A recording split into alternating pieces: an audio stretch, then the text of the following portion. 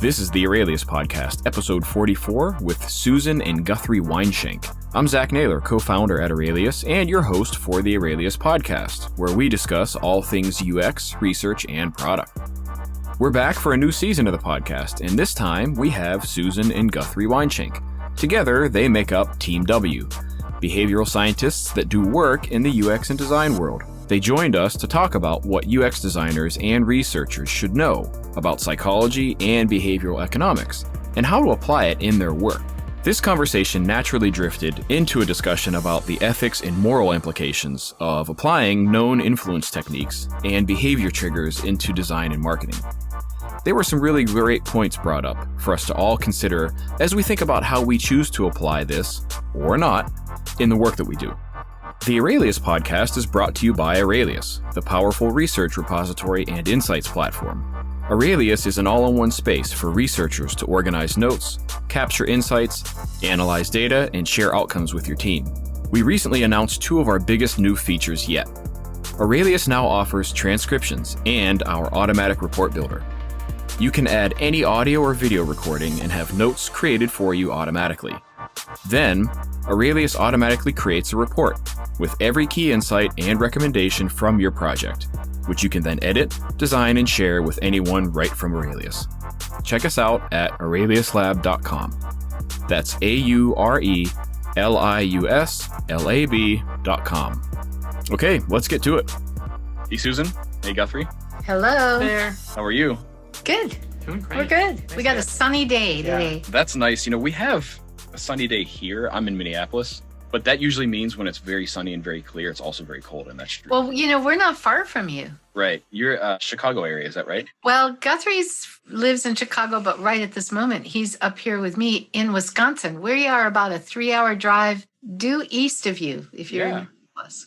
Yeah, I am in Minneapolis. So I'm waving to you out the window. Okay, well, then I'll wave this way. Okay. That'll work. Well, very good. I appreciate you both jumping on and taking the time to chat with us. I know that folks are going to be excited to hear what you all have to say, and I'm personally, selfishly excited to have a conversation with you both. But before we get started, typically what I'll mention to our guests is just, in the event somebody doesn't actually know who you are already, maybe, introduce yourself, talk a little bit more about the work you do, some things you've done, what you're passionate about, to give them an idea who we're chatting with today. Sure. Guthrie, you want me to go first? Go for it. All right. So I'm Susan Weinschenk, and Guthrie and I have a company called The Team W. We do consulting and teaching and speaking, especially in the interaction between user experience and behavioral design. So I have a PhD in psychology, and I'm going to let Guthrie talk about his degrees and his specialty. I know all about how the brain works and why people do the crazy and weird things they do. I've got a long career in applying psychology to design, and that's kind of where all the user experience stuff comes in. But we love this intersection between behavioral science and design. And Guthrie, why don't you talk a little bit about, your background, your degrees, and your specialty in that behavioral science area? Sure. My name is Guthrie. I went to the University of Wisconsin, where I got a degree in economics, and then at University of Loyola in Chicago for my law degree. So He's a lawyer. Yes, licensed attorney in the state of Illinois. Watch out what you say. So just kind of given that that background, my intersection really is the behavioral economics side. So if you have a specific person with their specific preferences in a specific situation, what can we predict about what their behavior is going to be or look like? So we really like that combination, because I'm kind of like the psychology, brain science, what do all humans have in common? Mm-hmm. And he's the human behavior, predictable human behavior in particular contexts and situations side. So we combine those together. This is really a fascinating way of describing that too. I mean, being aware of your work, but not having heard it described in that way, and that combination is really fascinating. And so I think, as people hear you describe that, I would certainly imagine the connections between behavioral economics and psychology applied to design are obvious. But I have to ask, how did you get into this? What made you say, yeah, I'm a trained psychologist or a trained behavioral economist or very well versed in this area, and I'm going to apply that to design. Well, you go first, and then I'll. Then you'll add on? Yeah. Okay. Well, for me, it happened a really long time ago. And I was in graduate school and working on my PhD and really interested in cognitive psychology, how people think, how people learn, and hadn't thought at all about applying that to technology or computers or software or anything. And I was getting my PhD at Penn State, and Penn State has a language requirement for grad students, but they have a weird twist because you can take a foreign language or you could take a computer language, which now that I think back on it makes no sense at all, but that's what it was. Got language in the word. And I thought, oh, well,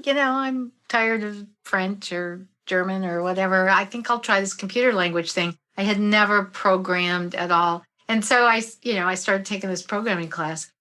What happened actually was I ran my first program, which was some silly thing, in which it would take one column of numbers and another column of numbers and do some calculation and give you an answer. And when I ran my first program, the answer came back and all it said was job aborted. And I was like, and then I had to figure out what I had done wrong. But I remember I had this moment where I was like, job aborted? What the heck does that mean? And how is anyone supposed to understand what that means? And how is anyone supposed to know what to do next? And so I remember that specific moment because I said, this isn't going to work. This is not the way for technology to communicate with people. Now, I want to tell you, this was so long ago. It was before the idea of user experience. It was before the word usability was ever used. I mean, we're talking a really long time ago. Sure. Now, I didn't know at the time that the field did exist to apply what we know about people to technology design. It was called back then, well, when I started, it was called man-machine interaction. Then it was called human-computer interaction. So I didn't know at the moment that this was a thing. I said, well, we should apply what we know about people to design technology so it'll be easier to use. And then I found out, oh, yeah, this is a thing. People earn a living at this. And I became intrigued. So throughout the rest of my PhD program, I started thinking about how to combine the two. And when I got out, that's the field I went into. So that's kind of how I started in it. And I've been doing it, like I said, for a really long time. Now, Guthrie, what do you want to add about your story in this? Yeah, so I'll just add a little coda to that. So fast forward a lot of years. Thank you, Guthrie. You sort of got into more of the nuts and bolts of UX, of just like the UX field. Yeah. And moved, I would say, probably away from the actual psychology of it. Somewhat. I mean, the UX always involves some psychology, but yes. Yeah. And then starting, I don't know, maybe about 10 years ago, Yeah. you sort of had an opportunity to go back out on your own. And as you did, the topics that you chose to pursue and specialize in and talk about, you started to more and more focus back to your roots, back to the psychology, back to the research. The rest of the field kind of moved towards you in a way. So I think maybe 10 years ago, you couldn't do this podcast. This wasn't something, you would go to conferences and you'd mention, Kahneman, and no one would know who you were talking about. And now it's become so popular that it's pretty easy for you to talk about these kind of things. Yeah, I mean, the whole idea of really focusing on psychology and behavioral science and unconscious mental processing and the latest research on brain science and decision making, and that applying that to design. When I started, as Guthrie said, it's really true. For many years, I got more into what we call traditional UX work, which of course involves psychology. But then about 12 years ago, I would say, I actually read a series of books that got me very excited about the latest research in brain science and decision making. And I started thinking anew about how that applied to what we did in design. But as Guthrie said, initially when I started talking about this, I was like the weirdo at the conferences. And now everybody's, right? I mean, there's you say UX psychology or, behavioral science and UX. And, a lot of people at least have heard of it, if not, have heard many speakers on it. So, yeah, I think there was this kind of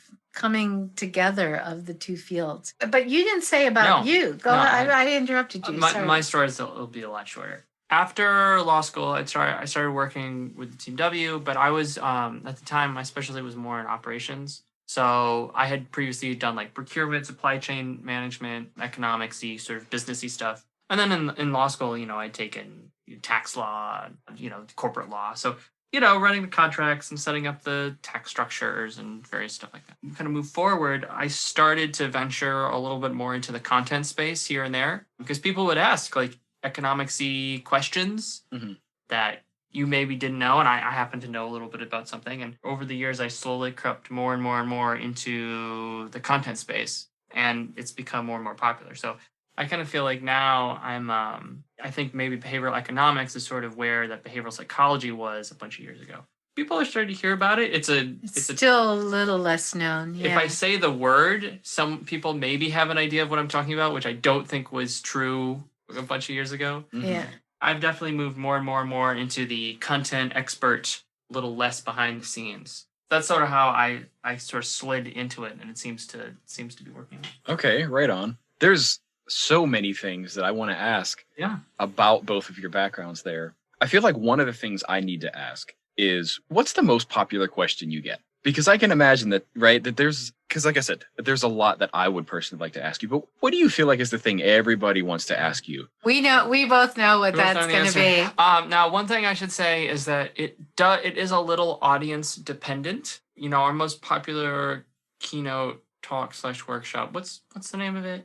Behavioral design. Oh, we've changed it a bunch of times. It used to be more complicated than that. Yeah, that's a much better name. When we give that behavioral design workshop, we're talking to sort of a mix of, there's some, graphic designers and some UX researchers and maybe some marketing people. Yeah. It is sort of a mix. And so I definitely have an answer for that because it is, the most common topic.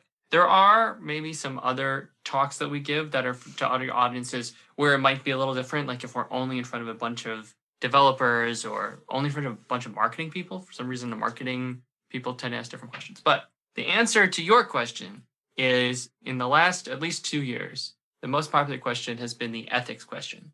It's all about, what do we do about, dark design? And if you're designing something so that you're encouraging people to take action, right? How do we know if that's ethical or not ethical? Yeah. That is the most common question we get. Totally. So this whole idea of like good hacker, bad hacker thing. Yeah. Dark pattern design, anti-pattern, I think I've heard it referred to, right? So there's all these different things. And so I can imagine that's exactly what people bring you two on to talk about is how do we design to influence behavior, which in and of itself is a little bit of a quagmire, right? To even be pursuing. And so then how do you make sure you're sort of on the right side of that? Yeah. So then now I have to ask you, what's your answer to that question? How do you make sure that you are on the right side of that when you're not? Okay, well, I'm going to let... powers for purposes of evil. Yeah, I'm going to let Guthrie start with this because he's the one that has spent the most time really figuring out an answer to this. Yeah, so I think I am sort of uniquely qualified to answer this question, both because of my behavioral science background, but also my legal background. The law is a profession that really requires a high standard of ethics. And according to, there's a separate test you take that's different than the bar called the MPRE. And it's only a test on ethics. And I passed. So the state of Illinois says I am an ethical person. It's like an official, that's and there's some like weird perks that I've never done that apparently like for some things, like I don't need a notary. Because like really, I didn't even know that. Yeah, yep. Because you're an ethical person, you don't need a notary. Like if I wanted to become a real estate attorney, like I don't have to take any of the ethical real estate stuff because I'm already like through. There's stuff like that. I don't quote me on that. I just remember hearing other. But that is not the answer to how to make sure. You're ethical it's not. is to get a law degree and pass the MPRE. No, that seems a little rigorous.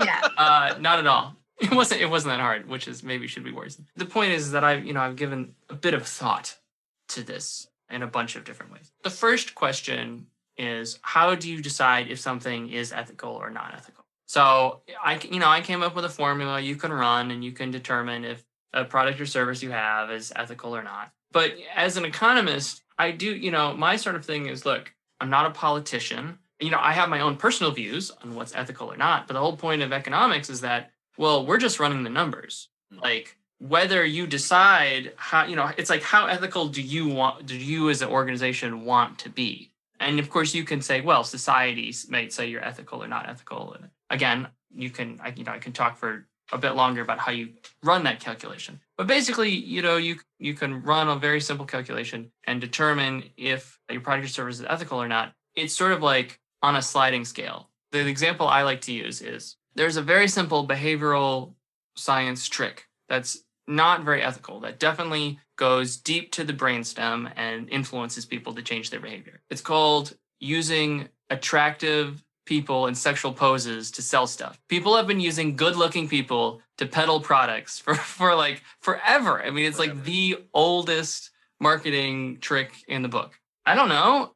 Society sort of has decided that that's ethical. That's like, okay, if you want to use an attractive person eating food or drinking beer or doing whatever they're doing, selling insurance, that's okay for whatever reason. You could really get very, deep and wax, philosophical about, ethics. There does seem to be a line somewhere, and where that exact line is and how far you as an organization are willing to go, there's a little bit of debate there. I would say, just in general, my personal opinion, most companies or organizations are really not acting very ethically and usually put money first. That's if you have a specific ethics question, I can go into it. That is a very poorly done high level.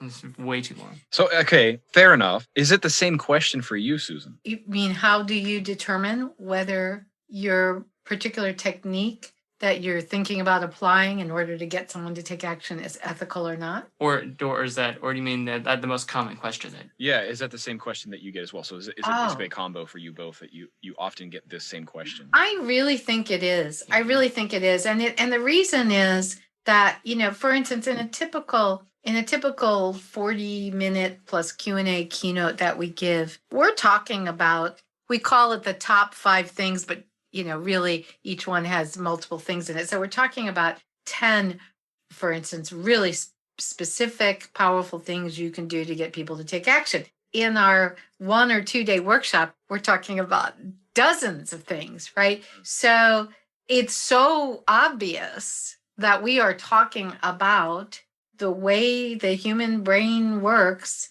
and the way people typically react. There's no way that anyone listening to that can't at some point say, is this okay? And does it depend on what the action is you want them to take? Sure. And so it's pretty obvious that it's an important question. And yeah, so I would say it's the most common question we get. Now, interestingly, it didn't used to be. Yeah. It did not used to be. Yeah, I used to be able to give a keynote talk or a 2-day workshop and talk about this stuff. It wouldn't come up at all. I mean, people might have been thinking about it. Maybe some people were thinking about it, but either people weren't comfortable asking or it didn't seem that important to ask. And something shifted in the last, I would say, year or two, especially, that now it always, any Q&A we do, that question is going to be there. So you're prepared for this. And it's interesting that shift occurred. I think even from a behavioral economics standpoint, we've seen a change in behavior as a society in which I think you can, even if you put your finger in the pulse of that through social media and things like that this has been discussed more often. So it makes sense that would come up. Yeah. I also like the idea of explicitly calling out that being ethical in and of itself is a choice. And so the fact that it is a sliding scale is kind of like throwing darts at a dartboard. Where are you aiming, really? I guess is the question. And I think that could be a topic in and of itself. But as you both were describing this, one of the things I thought of is personally to ask is, could you give me an example maybe of one of the things you suggest, what you would consider an ethical application and perhaps an unethical application? So I'm going to do this more succinctly and less all over the place than I did before. Okay. So when you're talking about a product or service, and the question is it ethical or not? There are 2 factors that you need to look at. So if we think of our bell curve distribution of all the users of this product, you're going to have the vast majority of users who are right in the middle. And the question is, how much is this product or service harming their lives? sort of in a normal way. Okay. An example of this would be maybe like meth. Like almost all the users of meth, just their lives are sort of negatively impacted in not a very good way. Okay. Right. And then, but it's also important to look at, the last little, 2.5% on the ends, right? The little, standard deviation just right on the tips. Those are the extremes, people in the extreme case. So in our meth example, people on the extreme end of the meth use, also bad. So it's the combination of those two factors. You have to pass both of those tests if you're going to become ethical. So for example, let's look at a mobile game. And for the vast majority of users, you have, maybe there's some microtransactions. They pay a little bit. They mostly just have fun with their friends. It's a good way to waste time. And yeah, maybe they're out a couple bucks because they wanted, a character skin or something. It's no big deal. Okay, so that's fine. But for the people on the extremes, and I don't know if there's some interesting anecdotes about these companies. It's like, 2% of the users, or it's like 98% of the revenue or something crazy. They get very addicted. They're doing it hours and hours and hours and hours and hours a day. And it's really having a negative impact on their life. So I would say that if the majority of either the majority of users or the majority of people in the extremes are having pretty significant negative life consequences, it's not making their life better, that's probably unethical, especially if you are making money at the expense of their suffering. So if you would like to, in my eyes, sort of regain your ethical standing, it's really not that hard to do.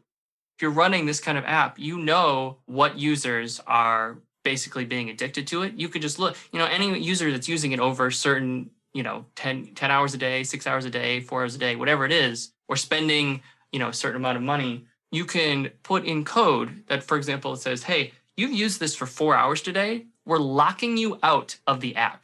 You can't log in for 24 hours. We're purposely stopping you from becoming as addicted to this game as maybe you otherwise would have been. And you can, and you keep fleshing that out with all sorts of different things.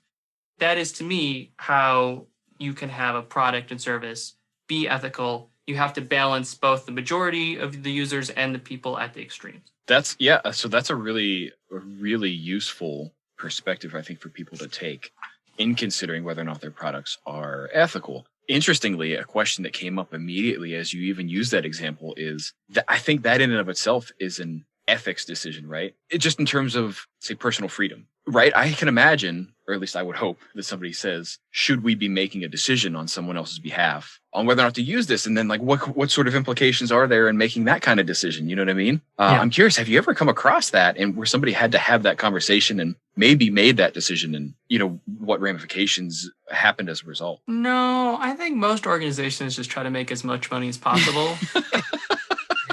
I've seen anecdotes of various apps and companies doing this, but it's usually where they'll like just do a notification like, hey, we noticed that you've been scrolling for a while. Would you like to continue? And that's what's called, you're sort of breaking up their automatic decision-making flow. And that's fine. That's probably better than nothing. That's different than, hey, we're actually, doing this seriously. But I think if you spend so much time and effort to create a product or service that relies on people's attention, relies on their, not addiction, but relies on their extreme interest, I suppose I'll say. You've designed the whole thing around this to try and get people to do behavior in a certain way, to then say, okay, well, we actually don't want you to do behavior in this other way. I don't see any ethical problem with that. But I have not necessarily seen an issue with all these companies are stopping people from using their products. Right. Oh no, don't pay us money. I don't think I think we're a ways away from that from that being too much of an issue. Yeah, and here's the reason I ask about this is because particularly, so for those listening who are not here, we're based in the U.S. as Susan and Guthrie, of course, and so even if you're not based in the U.S., it would be surprising to hear that you had not heard about our political climate, social political climate recently, and just a lot of that, how it has to do with actually some of these very same products like Facebook, like Twitter, and the influence they've had in, our public and social discourse. And I have to believe that you two have probably given a great deal of thought about those things and how they influence this and decisions that could be made regarding that. Yeah, I mean, definitely. And as Guthrie has alluded to, we don't see it getting better. right now. The companies are not making decisions. There's ancillary evidence that there is momentum perhaps in that direction, maybe. So I am There you go. Spoken There's like a a true lawyer. strong endorsement. Spoken like a true lawyer. So call me cautiously considering being cautiously optimistic, maybe. I don't know if it's so there may be some changes on that front just because it's become Mainly such an issue. because of negative PR. Yeah. Yes. Right. So I think not necessarily because these companies are like, oh my goodness, we didn't realize what we had inadvertently done. Right? Okay, so there are 4 ways in which you can have companies become have more ethical practices. The first is like government intervention, which in the United States probably not going to happen, but maybe, but probably not. The second would be people really wanting the marketplace sort of deciding. So it's like, if you like sell our user data, we won't use our company. People have seemed pretty willing to give away anything they want as long as the product is a good product for free or cheap.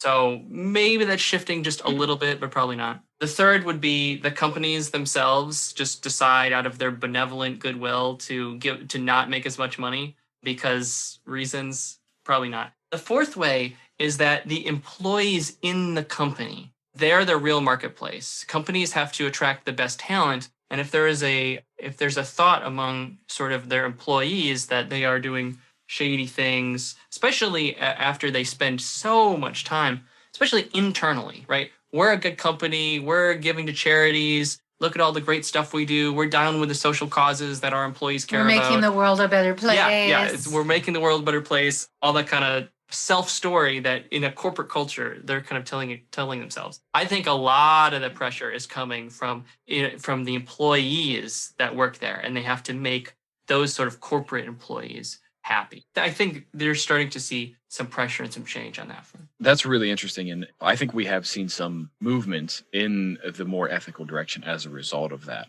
As we're talking about these, I won't pick specific companies, and you certainly don't need to either, but I am curious if you've seen the sort of things that you two suggest in influencing behavior and behavioral design at another company and thought to yourself, I'm not so sure of the application there. And, the very kind of thing that we might suggest and how you can use this in design. Oh, all the time. All the time.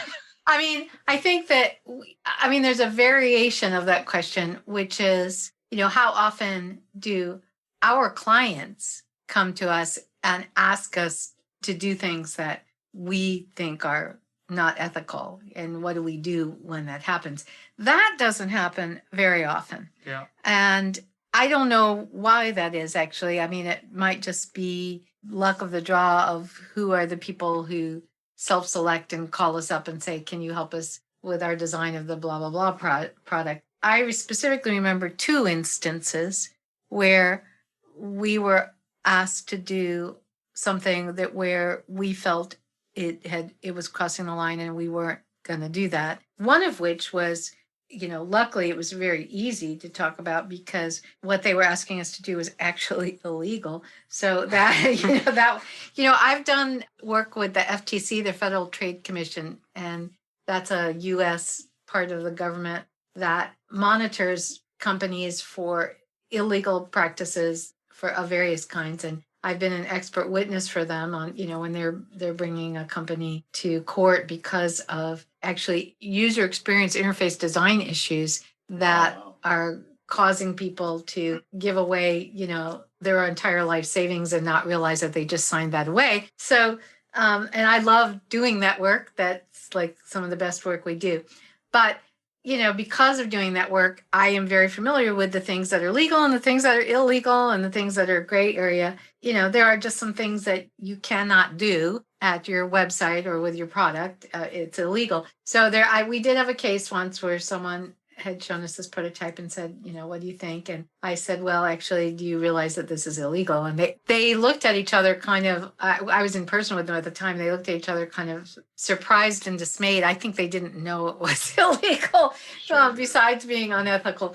But we've had one other case where someone asked us to do something that wasn't illegal, but we thought was crossing a line. And So, we just addressed that. Tried to encourage them not to do that. And we certainly weren't going to help them figure out the best way to do that. But, it's their company. But I think in general, not from our clients, we see things all the time. I mean, I remember, Guthrie, we were at a conference a couple of years ago. This is that, you mentioned about how employees are getting, more awake to this and speaking out more. This was before that, because I remember there's a company that I won't call them out by name, but there was one of the people was making a presentation at this conference, and she was just going on and on and on about how goal of the company and the intention of the company was to make the world a better place. And I remember you and I kind of looked at each other.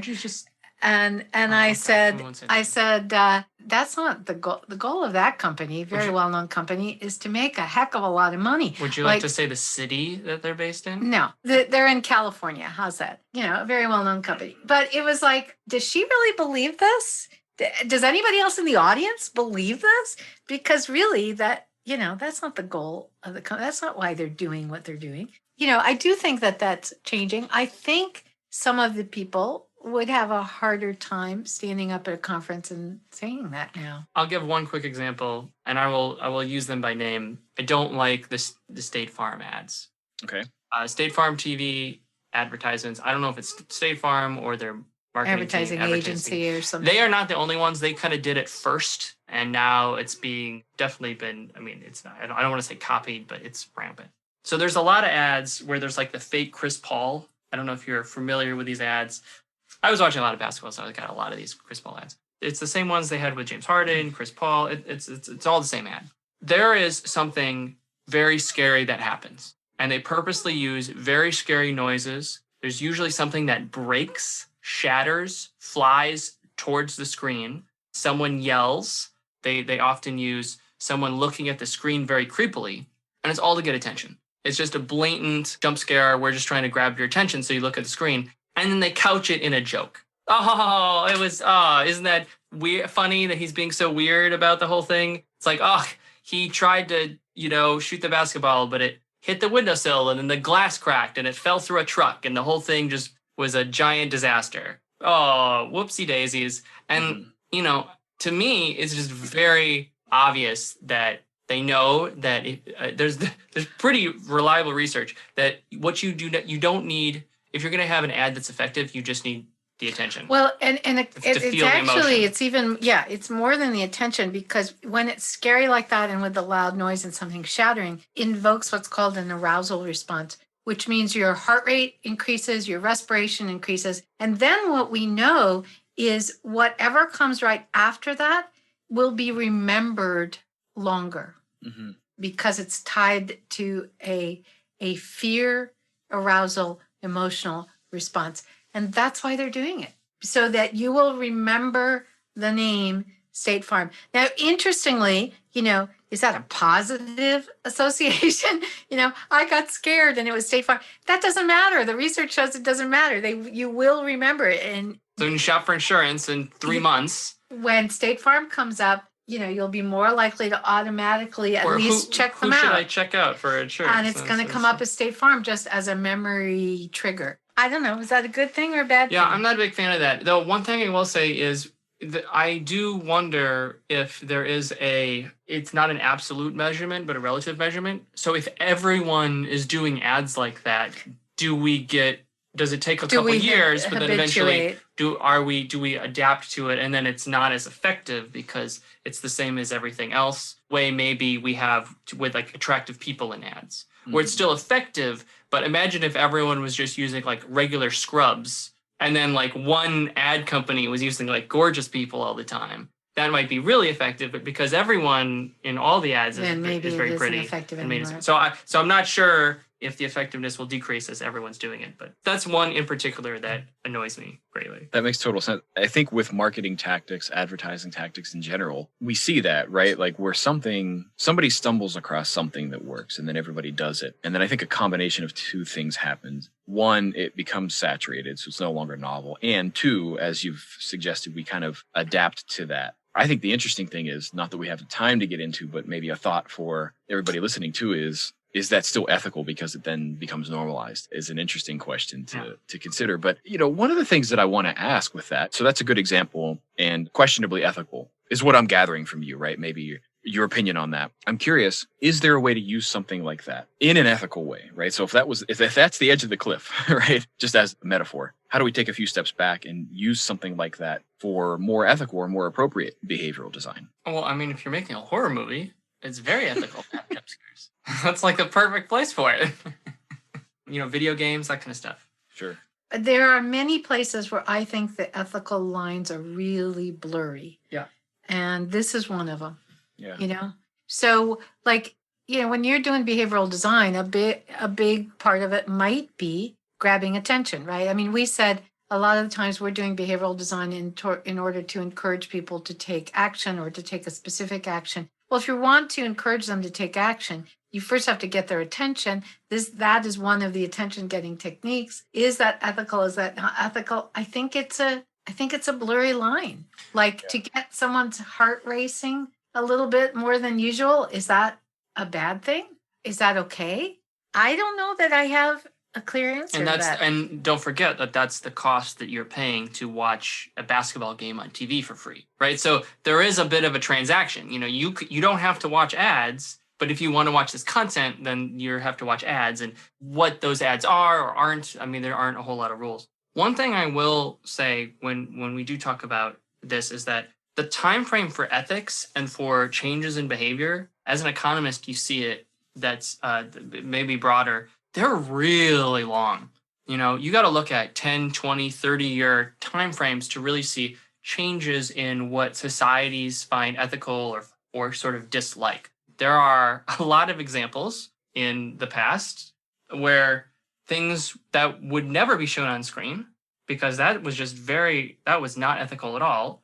And it's not like within 2 years, suddenly everything changed and every show had like an interracial relationship and it wasn't a big deal. I mean, it takes a very, very long time. Mm-hmm. And so it's possible that the behaviors of especially tech companies, but a lot of companies in maybe doing practices that people dislike, but are not outraged because, it's not like the biggest you said, deal. This was annoying to you. It's annoying. It's sort of on the fringe, they keep sending me notifications on my phone, trying to keep me to do stuff. We keep looking for these fast changes in 2 or 3 years, and what's the trend, and what's this trend? And I encourage people to think on the 20, 30-year timescale. So 30 years from now, are people going to sort of accept these practices? It takes a really long time for things to change and organizations and institutions, especially companies, for new bosses who have different mindsets to come in. These things can take a long time. And that's not something that we're very good at in technology, right? We work so quickly and we're so focused on how we can do things faster, more efficiently, that I think it's probably very difficult for people to adopt that frame of mind. And especially if you are on the side where, hey, I really want things to be more ethical, let's go, being like, well, maybe you need to wait 30 years is not an answer Sure. that you want to hear. Sure. Okay, so I want to ask one question that's kind of been in the back of my mind, even since we started this. I'm just curious, what do people need to know about psychology, behavioral economics, in the 60-second version? What do designers need to know about that? The most important things that people need to know are about some of the latest research on decision making, like the role that confidence plays in decision making, the role that emotions and feelings play in decision making. I think that newest research is really important. I think what we now know about, we've known for a long time that people are very social animals, but the implication of that to design, that people just have the psychological, biological need to be connected to other people and the role that plays. And then the third thing I would say is some of the latest research on vision, some of the things we know about what grabs visual attention, things about,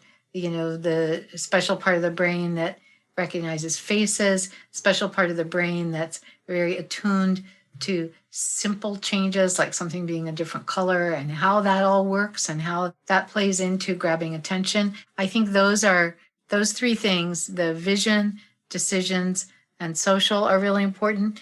And Guthrie, you usually, we give these keynote talks on like the top 5 things you need to know. Do you want to add in 1 or 2 of the more behavioral economic ones? I'll just add in one broad point that when humans are calculating things, if they're like trying to weigh which decision to make, a lot of people think that they are calculating the way like a computer program would calculate, or that's how they think of it. And I just want to say humans calculate by feel. It's a very emotional process. And that gives you all sorts of weird outcomes. That one sentence, I mean, you're working on a new course, and that's an entire course. Yeah, isn't it? 2. Really. 2 courses. Part 1 and part 2. So he said that in one sentence, but there's a lot of examples he gets into on that. Right. Awesome. Okay. So if I were to summarize a little bit of that, part of my job in doing this and hosting you two is to say, things you ought to know about are some of the, again, as you mentioned, some of the most recent research on how people make decisions, how we get their attention, the role confidence plays in that. It's important to be aware of, and tying this back to our conversation prior, applying that ethically. And that's something you kind of need to figure out on your own with context. And then remember that they are not doing these things when you are influencing their behavior. They're not doing these things in a cold, calculated way.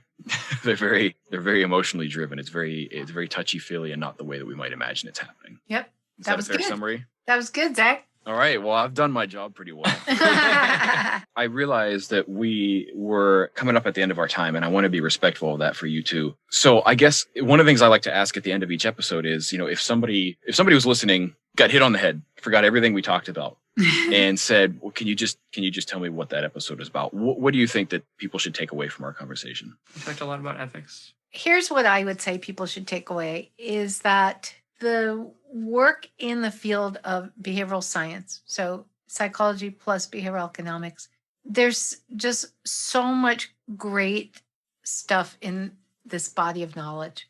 And you have to apply it really carefully, but it can also be really interesting and fascinating and useful and relevant to anyone who's designing a product, designing a service, designing a user experience.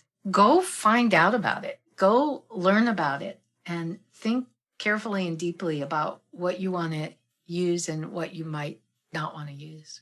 That's what I would say. What would you say? No, do you agree? Yeah. Okay.